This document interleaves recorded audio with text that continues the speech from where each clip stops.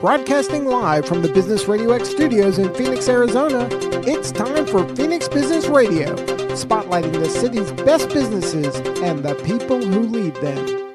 Hello and welcome to Phoenix Business Radio, broadcasting live from the MAC6 Entrepreneurial Center right here in Tempe, Arizona, where we help build businesses and connect you with the right people. This is a fantastic episode today because I have with us today the MAC6 team. These are my great friends, Kyle McIntosh and Al Loveland. Kyle is the president and creative excitant. I've known that title for a while, but I always have a hard time using that term. You're not alone. I'm excited to hear what that means, even though I've heard it before. And Al, our new VP of Operations, or the mayor of MAC6, now official mayor. Official mayor. And I guess that another term would be integrator. So that'd be the third term. And we can talk about that too. We do need to talk about that. Yes. I just had that conversation with Dr. Babendor with SciTech Institute about the integrator role. So I'm looking forward to hearing how that fits for you in your new role with MAC6. So welcome to both of you to the studio. Al, is this the first time you have been in an interview in this location? Or because I know we've interviewed before upstairs in the other studio when we had that one. I was actually here last month with Kelly Lorenzen for her show, yes. And a couple other people too. I can't recall who else was on. Good. Okay. So good. He's an old pro. You have been on in this studio or no yet? I have with Darren from Tiger Mountain. That's right. When you guys started the community garden. Yes. Okay. So now that we've all reacquainted ourselves, let's have you introduce yourselves to our listeners and our viewers. Kyle, would you start for yourself? And I know even before we went on air, our new producer, Jesse, you were giving him a little bit about the background about MAC6. This would be a great place to kind of introduce yourself and who MAC6 has been up until now. And then when Al joins us and introduce himself, we'll get to talk about where you're going. Sure. So Kyle McIntosh, I'm the president and creative excitant of MAC6. And we started something in September 2011. Didn't know quite what it would be, but knew we wanted to work with companies, startup companies, all kinds of companies that we could help to grow, accomplish their goals in the world. And we knew that we wanted to work with companies that were doing things right by taking care of their people, including their external stakeholders. And so those two things came together in a number of different iterations over the years, business incubator, co-working space, real estate. And where we've kind of shaken it out and settled on for now is, we're a real estate company is sort of externally what everybody sees. We've got about 110,000 square feet of commercial space, some co-working, some traditional office space, but really what we do, we're not a real estate company, we're a people company. And so what we do day to day is stir the pot with all of these companies that are inside of MAC6 and inside these buildings to make connections, to find ways to help each other, and to really grow what has become a super cool community of, we're probably about 80 companies right now that, they're thriving. And so our purpose is building better communities where people and businesses thrive. And that's what we work on every single day. Great introduction. We can end the show right there. No, we can't, because you guys are up to some great things. Tell us about bringing Al on board, and then we'll have Al do a little bit of his background. But why the mayor? There's a reason he was called the mayor before we even started working with him. And so Al, it's funny, when I was sending something over for you on maybe the first day you started, and I pulled up your lease, and the day that we signed the lease, not the day that it started, was exactly 5 years to the day. Yeah, it was just a crazy coincidence. And Al has been a community member as a part of MAC6 for, most of that 5 years. Not just a community member sitting at a desk and doing his thing, but really being participatory in the community and helping others and getting to know MAC6 and what we do, and like being an integral part of what is the experience of MAC6. And I won a lot of races. I was just hearing the clicking of my heels upstairs on the second floor, and Al racing me to the door when the doorbell rang. You did, and you won every race. That's right. Yeah. A year ago or so, I knew some of what Al did, but not the extent. and I knew that he was helping people like David Meehan and others, and just I'd seen it, but didn't really have a full grasp of it. And I mean, between knowing we needed help, knowing a little bit enough about what Al did, and Chrissy grabbing me by the shirt and saying, "You need to talk to Al," it really culminated in this initially a consulting relationship where he's been helping us more and more over the last number of months, really get our stuff together so that we can make sure that what we're doing is not just representative of it's great today, but can be duplicated and great tomorrow and at a greater scale. So how can we help more people? How can we affect more businesses positively? And so it got to the point where, okay, Al, I would love to work you out as a consultant, but I don't want you to be out. And so I want you on the team. I see the value of Al being able to really take what was this labor of love and turn it into something that is replicable as a business that we can take forward and really make some bigger stamp on the world. And that's your one of many secret powers. Yes. But to take my background was I graduated with a history degree. That makes sense knowing you. And that 60 cents would get me a Coke at the time. Now with inflation, it's like at $1.20 to get a Coke. But I worked at J.P. Morgan Chase for 15 years. And during that period of time, I developed a lot of skills. I started out as a temporary employee and worked my way up to be an AVP. And I grew up about 90 people reporting into me. And then I was part of a layoff. And I moved out here from Delaware to Arizona. And at a certain point, I was laid off, and I was like, what do I want to do? And I stayed here. It took me about 9 months to figure it out. And I remember because I had my history degree, and when I was looking for work, I was always getting booted out because I didn't have a master's degree. So I went and I started a master's program. And I sat down, it was like an MBA or it was a master's of management. And I went back and I read the course loads, and I went with the master's of management because it had a lot of different things like cross-cultural communications, public relations versus your math classes. And so I started that the following Monday, and the first class was based around consulting. And I just read it and I just loved it. From that point on, I started just basically myself here. I had a couple iterations of what I did. My first company was 21 Days Consulting, and I worked with nonprofits and entrepreneurs, and I know how to network. So I went back in all the different the ecosystems here in the Valley, and then one day we're talking about Brian Stinson said, hey, let's meet over at this place called MAC6. And I Googled it, and it was literally across the street from where I lived. That's right, before you moved. And so I walked across here, and I said... For years. I went back and I started thinking about, okay, what am I going to do? And then I started to come in here, and it was a good period of time. And then, of course, the pandemic hit, and then the place was mined for about 3 months. Well, yours and mine. Yeah, it was. We were the only two here. Yeah, it was. No doorbells ringing, no races. No doorbells, no races. Nobody was here. And then at a certain point, I started working with the team, and I went back and I was like, because being a consultant, you go back and say, hey, we're done. And I went to Kyle and I said, we should have something a little bit more formal because I don't want to come into you on Monday and say, hey, I'm going to be out of here when you're so knee deep and stuff. And then we went back, we had a conversation, and I'm here full time now. Just makes sense. So our first introduction wasn't necessarily Brian Stinson's core values meeting. You and I knew of you when you were at La Tip, right? Mm-hmm. All those years ago when Mike was in business. Yes. With his auto shop. Isn't that crazy? Mm-hmm. Because I said, I met this guy. He's like, Al, I know him. So yes. we go back a ways. And to extend what Kyle is saying about you, just again, for our listeners to understand really this ecosystem and how much we love on each other.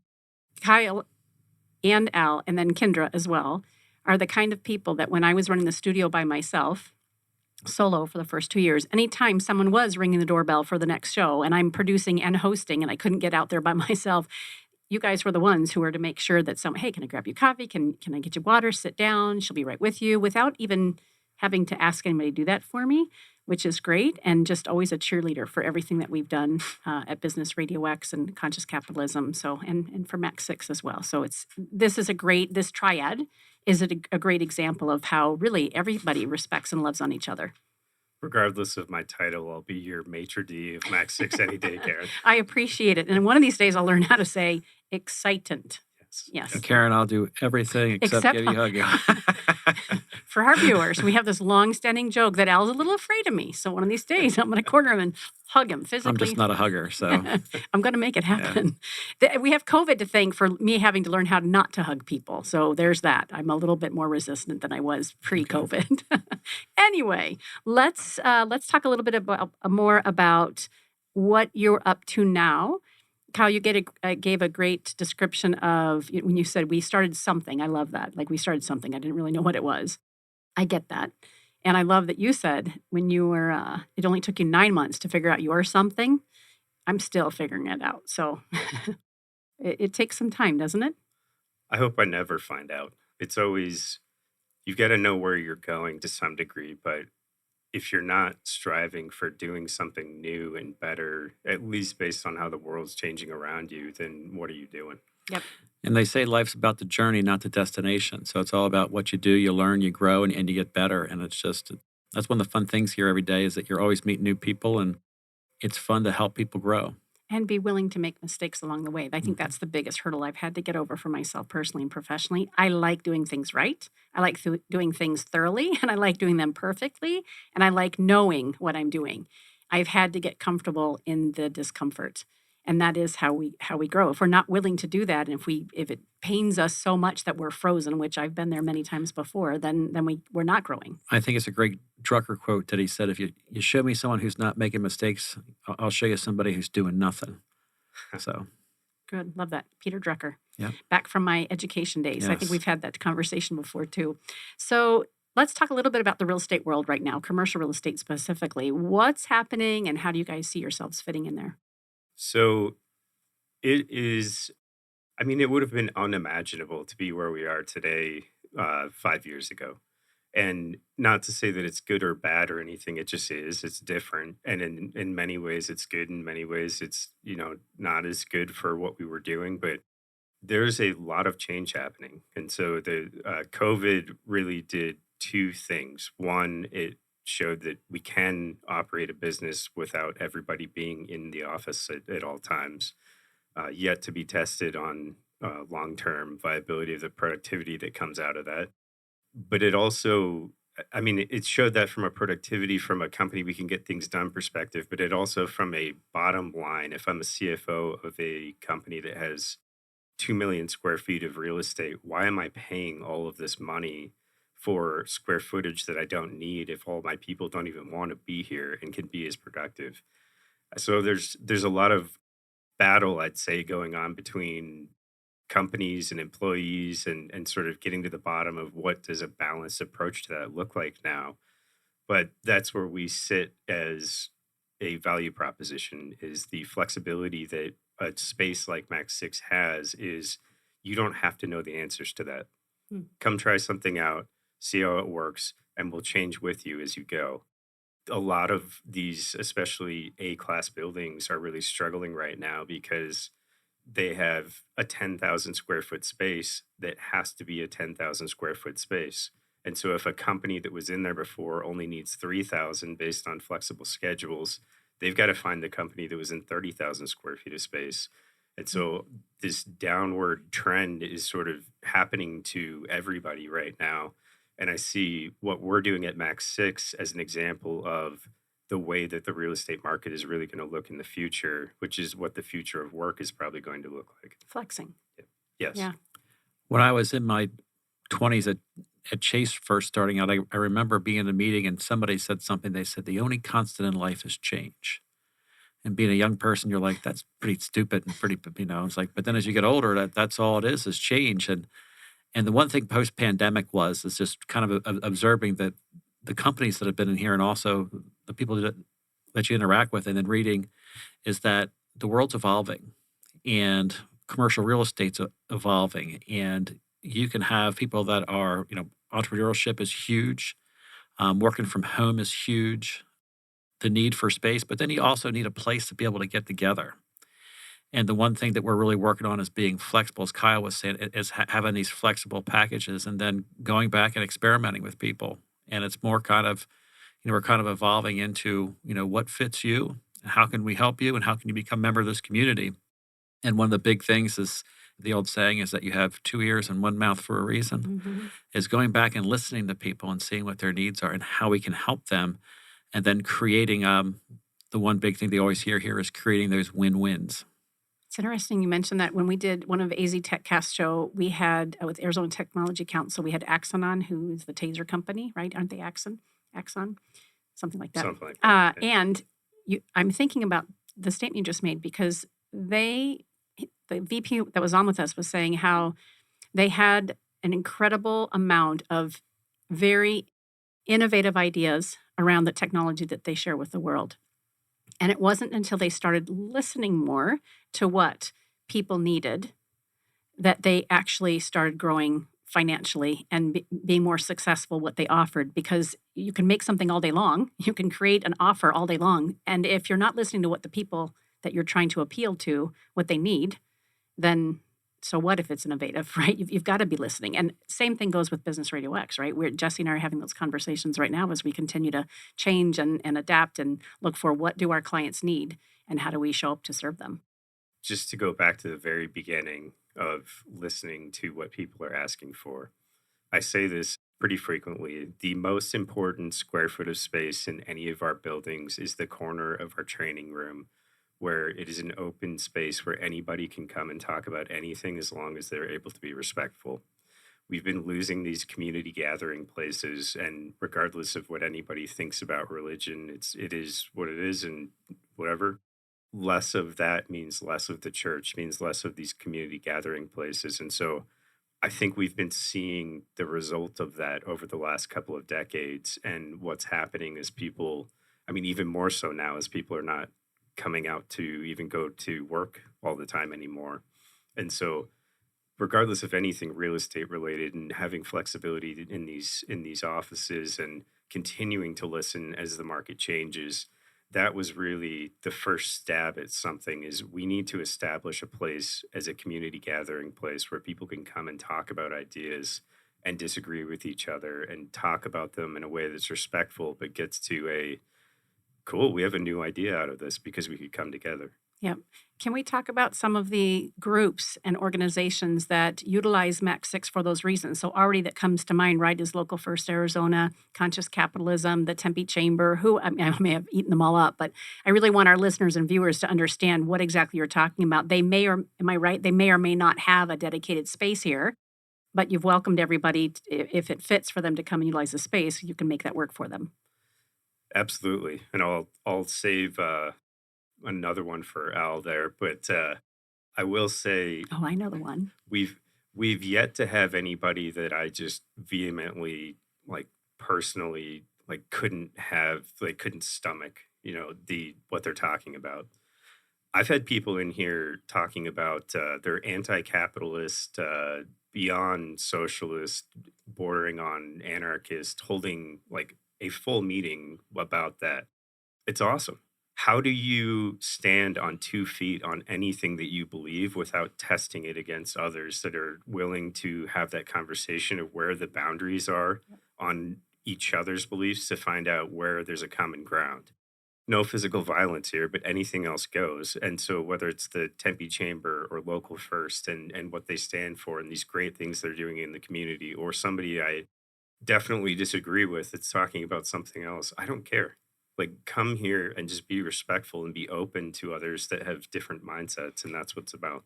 And to your point, that's going away when we look at social media and how our feeds show us only the people that we align with. And then we begin to think, right, we're isolated, and that how you think and how you show up is so different from me because that's what my narrative, that's what I've been listening to. And what we're saying is, listen, there's still room for disagreement. There's still room for differences. Love that.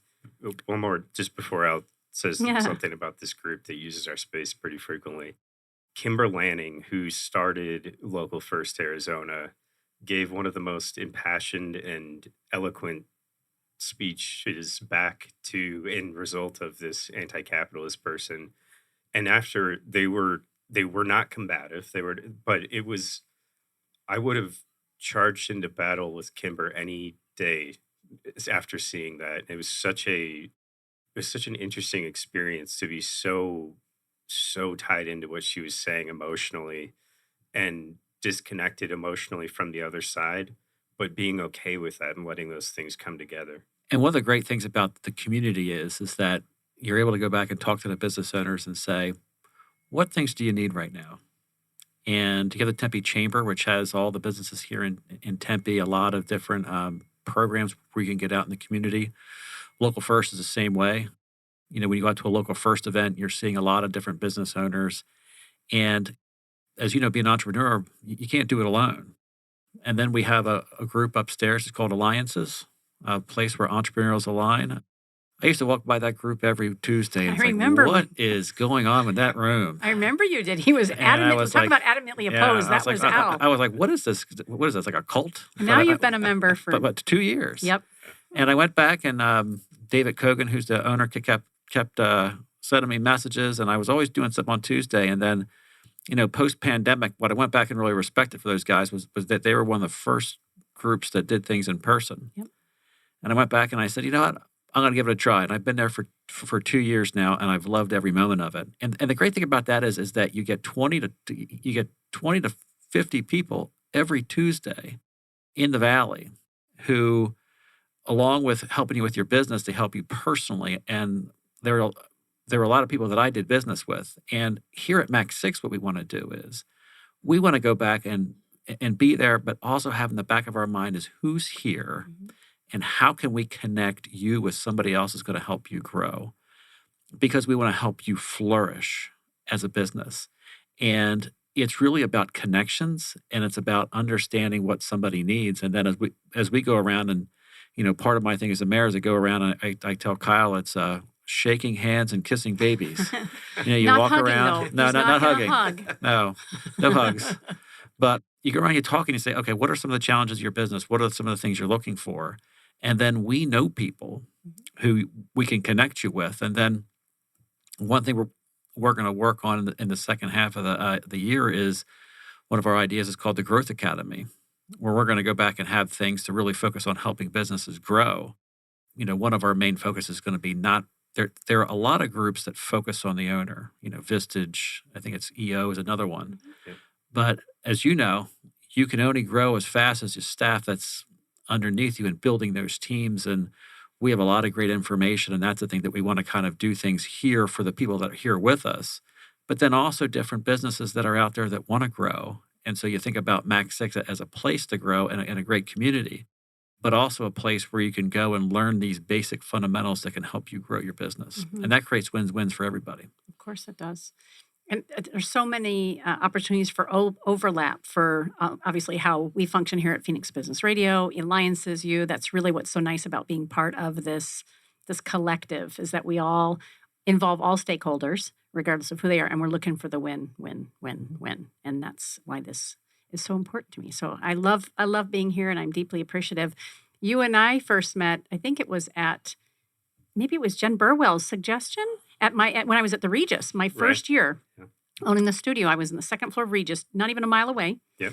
And no windows and a door. And while they love to take new possible businesses through and show them, we've got Phoenix Business RadioX here, they couldn't wrap their brain. We had that conversation 5 years ago. They couldn't wrap their brain around why they would want to keep me and offer me a great opportunity to stay there. They just hiked up my rent. And I'm like, Kyle, I want to come see this MAC6 place. We met at Park Lane when you guys had that. Yeah. And I said, there's got to be room for me at MAC6. And you're like, I am going to make that happen. And I'm so grateful because you've embraced and you've been an encourager for our growth. So thank you. Thank you. And shortly after that, I guess, was the first show at your old studio with Drenna from Lyft. And oh my gosh, that's right. Just as another interesting Lyft, basically started growing in Arizona in our space, and they're far beyond what we have the capacity. But they for started now, with MAC6. That's right. They came in with let's say 9 people and left with about 20 to 30, and I have no idea how many employees they are now, but just the cool connections around that. We're all like a neural network to each other, and but we don't recognize that unless we help each other make those connections. And so I think that's what's been cool about doing this, or even just being awake and open and in the moment in Arizona is that there's all these cool people around doing amazing things. And so just be open to it. You'll have to show Jesse, who is our new producer, the big interconnected web that we have in the storage room. Was it a stakeholder involvement? What was that called, that event? We had it on the table. And it's actually when you opened this co-work space a couple years ago, right before the pandemic. And Kyle is a visual, not only learner, but also a visual teacher. And you had this big, beautiful board that was, the size of this table and bigger. And people could go and they could put their business card or their name on it and say, hey, I learned about MAC6 through so-and-so. And then we took a piece of yarn and connected it to that person. So we could show the interconnectedness and the introductions that anybody had when they came to listen to us speak at that event. That's how the world works. That's how I view the world. And so as a stand for MAC6 advocating capitalism as a force for good, what does that really mean? Is that poverty is mostly non-financial, but it is a lack of opportunity and relationships. And so the ability of capitalism and business as a force for good is really to make those connections that people either don't have or don't realize they have. And so it was an awesome visual way to show this isn't just everybody coming to MAC6. We're not the sun, everything's circling around. But look, everybody's connected to each other. It's a spider web, it's a neural network. This is the real opportunity that we have. Mm-hmm. Just one quick story with that. I was just sitting out last night listening, and we have a new person in our space. His name's Ben Cooper. I don't think he's any more than 19. And so he has a business, and he's coming in, and he's a coder. Not really that familiar with it, but we have 3 other gentlemen here that do the same thing. And just to sit and listen to the conversations they have with him, and somebody who is very green, and they went back and they just kind of take him under arm and go back and say, here are some things that you should think about. Here's a template that you can use for your first client. And he's sitting back and I went back and I said, here's something that you can't learn sitting at your house. No. And so he went back and he said he's so appreciative of the people that are here because it's the quality of people that you interact with that helps you grow. Because in so many cases, one fun thing we're doing next Wednesday, I'll share a quick story, is we're stunned to hear a lot of people under 30 don't know who the Three Stooges are. So next Thursday we're having a pizza and popcorn event, and we're gonna have some Three Stooges. Sorry, I can't make it. Yeah. So anyway, only because I can't stomach the Three Stooges. We can stomach, and I know who they are. But anyway, yeah, that's fun. That's Yes. a lot of fun. I think I have to come just for that. But anyway, I watched a show on with Mo Howard, like in the 1970s before he passed away, and he said he was walking into a shop one day, and he ran into his high school classmate, who was a person who had a vaudeville act, and he said, "What are you doing?" And he went back, and that conversation started him on the path to where they were. And it's those personal interactions with somebody that gives you a little bit extra. And that's what we want to do here, is to be those little stepping stones for people to help them get from where they are to where they want to be. Love that. And to go back to the idea that there's flex space, so that as an individual or an organization ebbs and flows in their growth. Hey, we're knocking out of the park. We've got 60 people strong. There's room for them in a MAC6 community. Okay, things are a little lean. We're going to pull down and there's only 9 of us, right? Or that kind of thing. That's why you do what you do. And I was giving him a hand the signal. codes. Yes. I was like, do I need to say something different? No, sorry. That's all right. The other piece of that is when we talk about COVID and people working from home and really how are we changing and shifting, when we talk about mental health, and especially for our entrepreneurs, we're a different breed. We think differently. We show up differently. There's a good percentage of entrepreneurs who deal with depression. It's a known fact. We have Andy to thank for some of those stats. That's what shows up in my mind. And if we don't find a community that can support us and we feel aligned to the degree that we want to put ourselves into that community, I don't know that we're going to succeed. I think there's a great rate of failure and feeling different and feeling like we can't succeed. And I'm grateful for putting myself in circles, all the circles we're talking about, that have said, hey, run alongside me. We're competitors, but let's figure out how to help each other succeed. I think the hand signal, see if I pick up what Al was putting down, is we've got three uniques. One of those we've talked about is the flexibility. The other two are community and growth. And so, to your point, if I'm Ben and I'm going to be dealing with all this learning curve, getting into business and not just doing what I know, my technical specificities for coding, how do I begin to do this without it costing 3 times as much, without me driving myself insane, running my head through a wall, trying to figure it all out myself? Come to a place like this and develop relationships, and it's so much easier. Not only so much easier, but so much more rewarding because you've got these relationships in your life. The growth, I mean, it means different things to different people, different companies. I don't care what it means. I just care that somebody wants to continue to grow at least their learning and what they're able to do with that to help others. And so whatever that means, I mean, that's the Growth Academy. That's what we do here. That's why we make these connections. And the flexibility is just by nature how we do that at MAC6. It's, we're like an insurance policy for whatever happens externally, so you don't have to worry about your real estate. We've got you.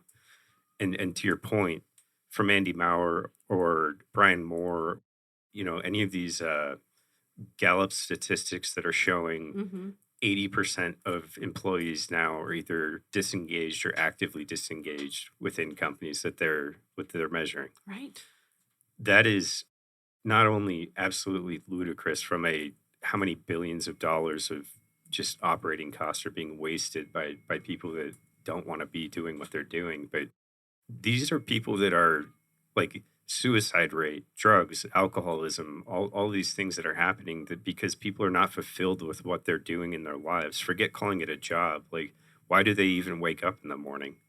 At some point, it becomes like functionally just to get the mail and show up to get more money, to get more food and stuff so that I wake up the next morning to do it all over again.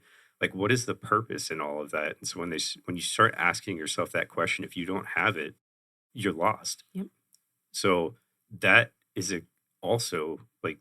that is a huge goal of what I want to have change in MAC6 is that work change. And take like your personal experience here about how there was a certain someone who sat in a desk right out in front of your office in a job she probably didn't like that much. Who's listening right now. Yes. And part of my team and came to maybe host the show if I needed her to. Yes, that's right.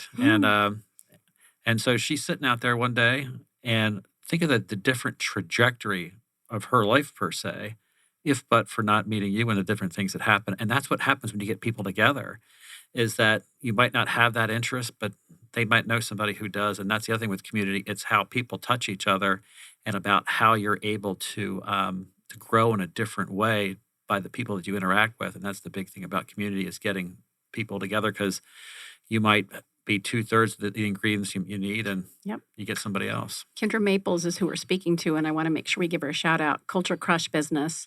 At the time, she was working for a different organization, and she was like Al and Kyle, somebody who helped me when I needed it. I was, again, doing everything in the beginning, taking photos, doing production, hosting shows, and she would come in and open up the door and say, I think you might need some help taking photos. And I'd be like, yes, that would be great. And then I had to take a personal leave for longer than I thought, almost 2 years. And Kendra called because she had just made a change in her career. And she said, I love what you're doing, and I want to help you keep it going. How can I help? And with very little training, I taught her how to do the production, host shows. She kept everything running for me single-handedly with the exception of a couple VAs. And I got to step away and heal and take time to take care of my family. And then when I came back, thank you so much for mentioning Kendra, because it's such an important example, again, of who we are here and how we take care of each other. When I was ready to come back, she was still looking for work and getting more serious about it because I was back, and also not happy with the way that her career was running. And she wanted to begin to be an advocate for cultures that really are who they say they are. Not just they've got the foosball table and snacks on the counter and this, great whatever movie night. No offense to your upcoming movie night. It's going to be a good one. It's going to be good. But when those are the only things, that's not culture. Right? That's a great wreath on the door. And when you come in an interview, it's like, oh, this is kind of neat. Everybody comes together.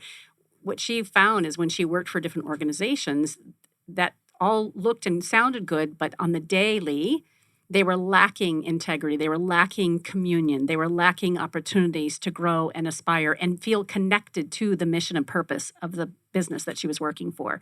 And so, to Al's point, we sat down and I said, well, I think you ought to start a podcast on culture. And now that podcast is still running 3 years later, I think, 3 years. Maybe she'll come and give me a different sign in front of the window since she's here. And now it's a business, full-fledged business. In fact, we've got a great community event coming up in July that I'll be speaking at and we're sponsoring. And it will be at Arizona Wilderness at their Gilbert location. Do you know that about this? I do. Yeah. And it's going to be all around inclusion and diversity and really just community and all that. Brian Moore, you already gave a shout out to Brian. He'll be there because he will be hosting the next quarter event and we're doing something with Anthem. So again, there she is giving me a thumbs up. Thanks, baby. Love it. So thank you, because I think that's a great example. I have one more example, and then I want to make sure that we hit some of the higher notes that you'd asked me to. So Darby Vance with Full Swing Studio used to be right across from here.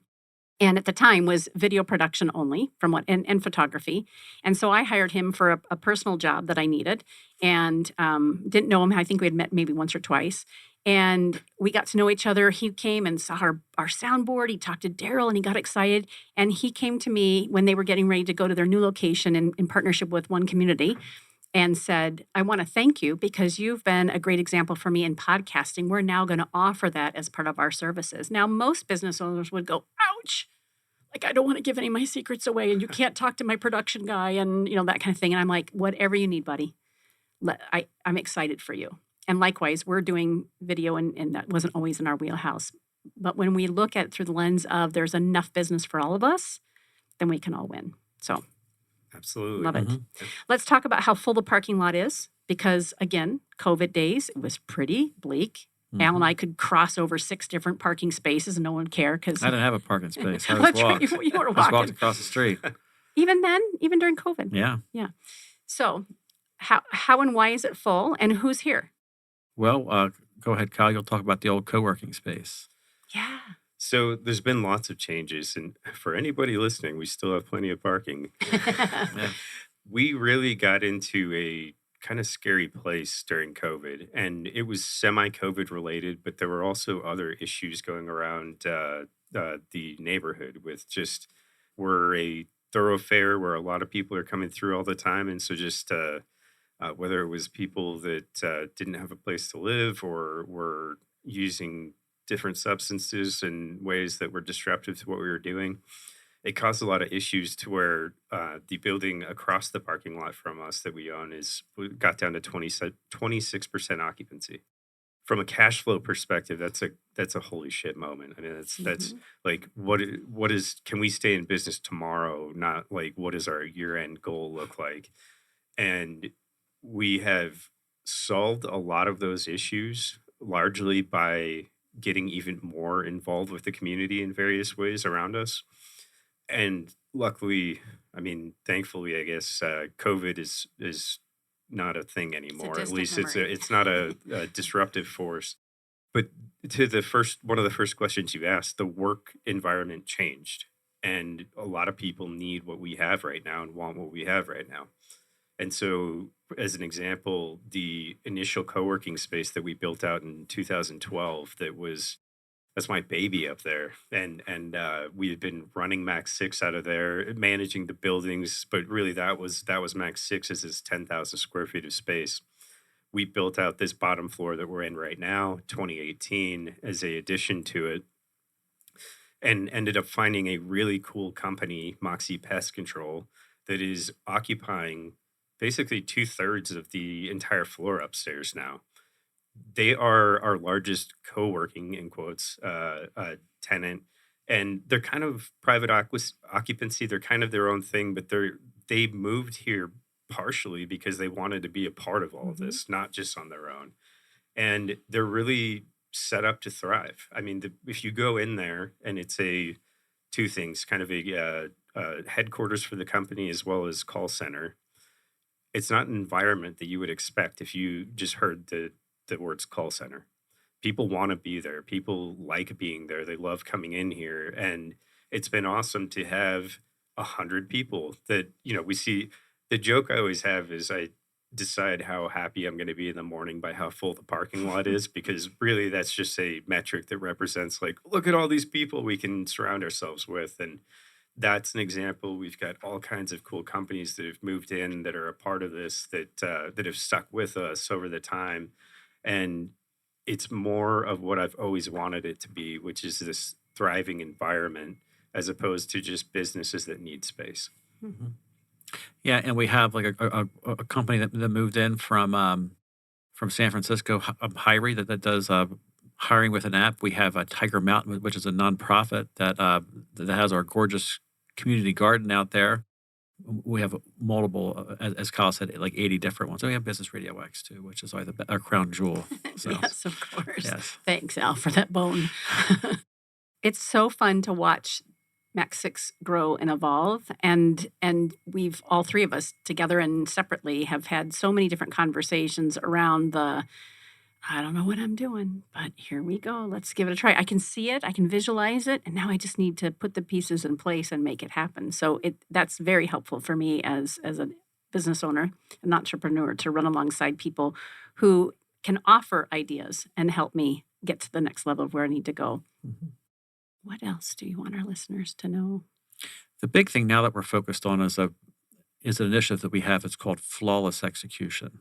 That we want to kind of have, and Kyle's going to talk about this, is that it's a white glove, blue collar experience that he thought up of, and he'll kind of share that is. But we want, when people are here, that they get that white glove experience.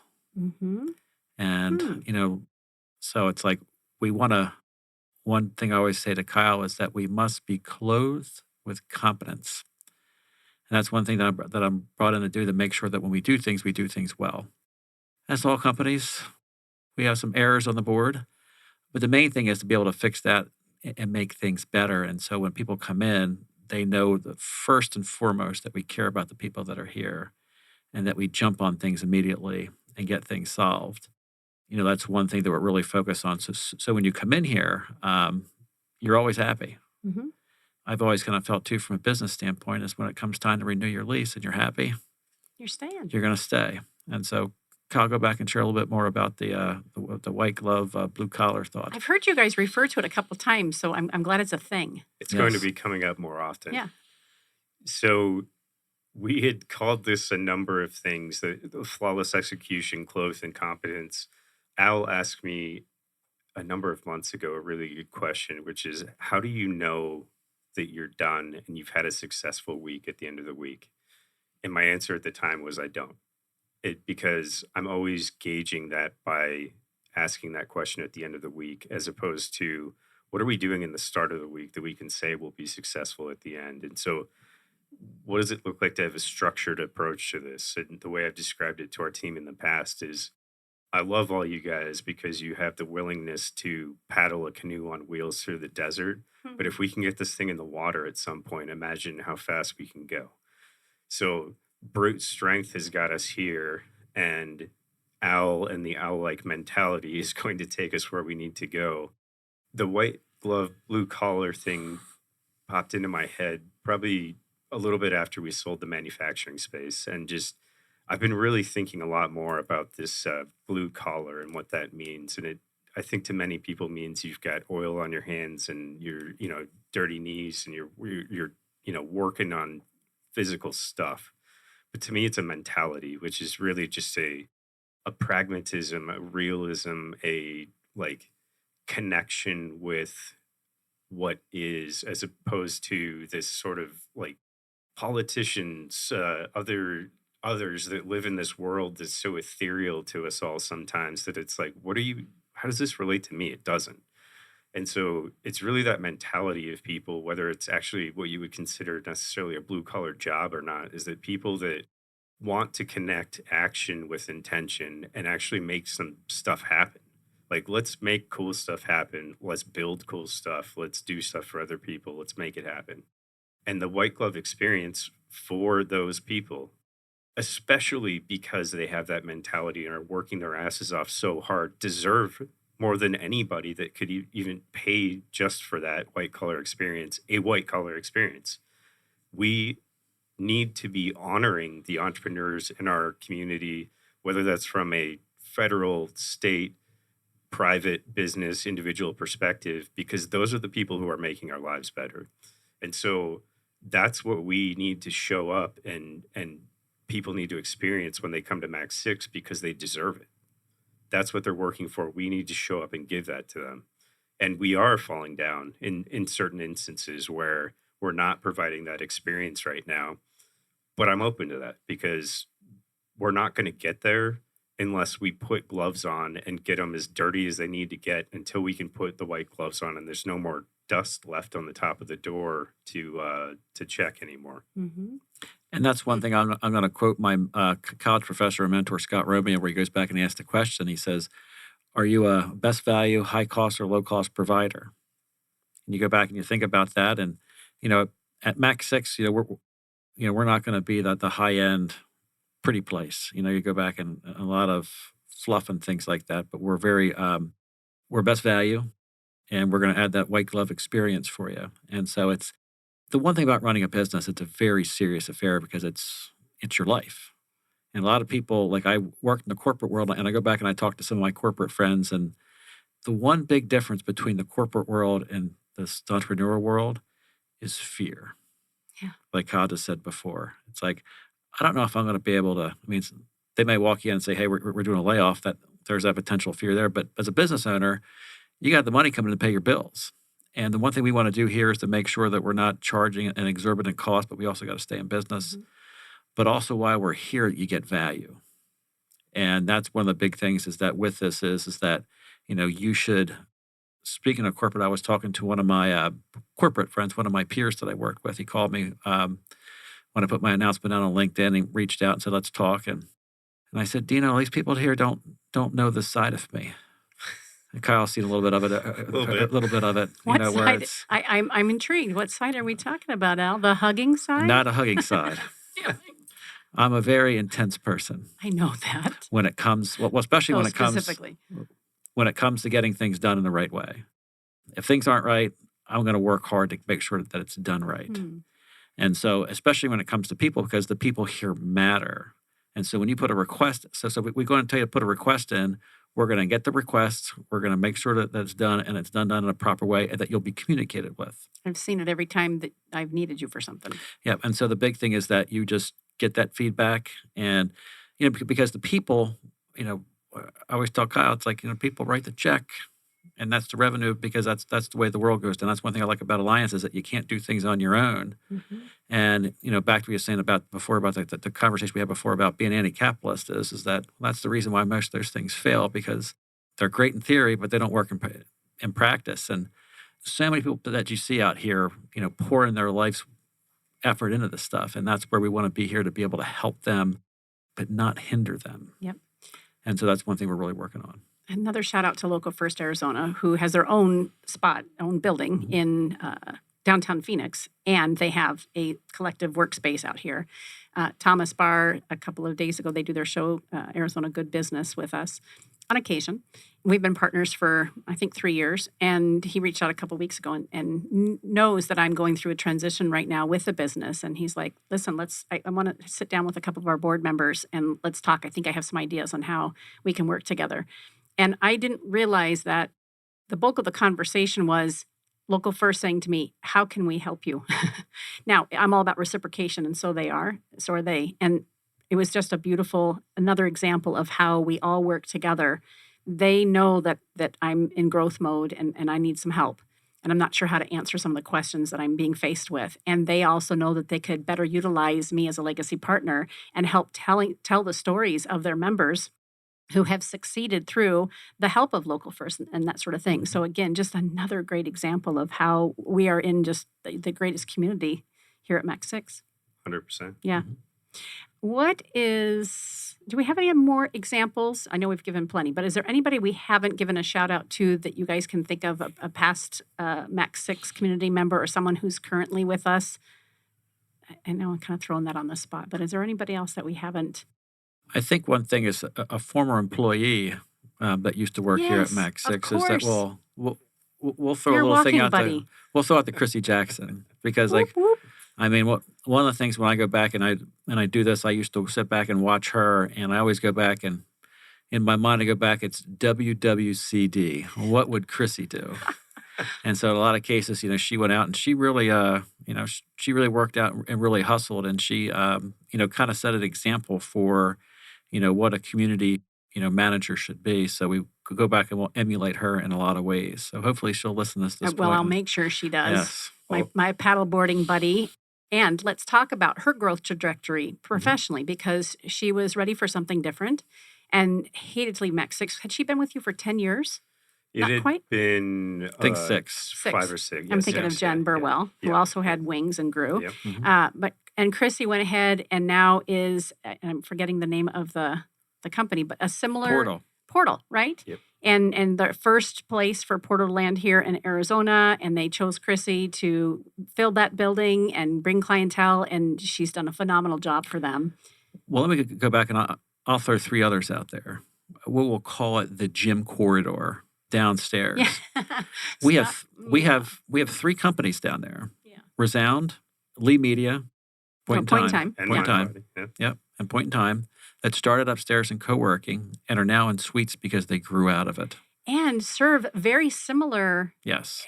I mean, they're in the similar industry. It's actually that whole floor other than The gym? the IT The American Commercial Cleaning too. American and Christian. Commercial Cleaning. So I mean it's a perfect example of how people have used the space. I started with 3. I only needed desks. I don't know how big I'm going to be in 6 months, let alone 3 years. That's what people are offering me for leases. And then they grew into their own space when they were ready. But you're right. Like there are 3 companies down there that should theoretically be in direct competition with each other in some instances. And instead of that, the thing I kept thinking about when you were talking about this concept earlier about like it's not about competition, it's about we all can thrive, is this approach like Elon Musk open sourced all of his patents. The world needs to have these so that there can be enough competition for me to also succeed.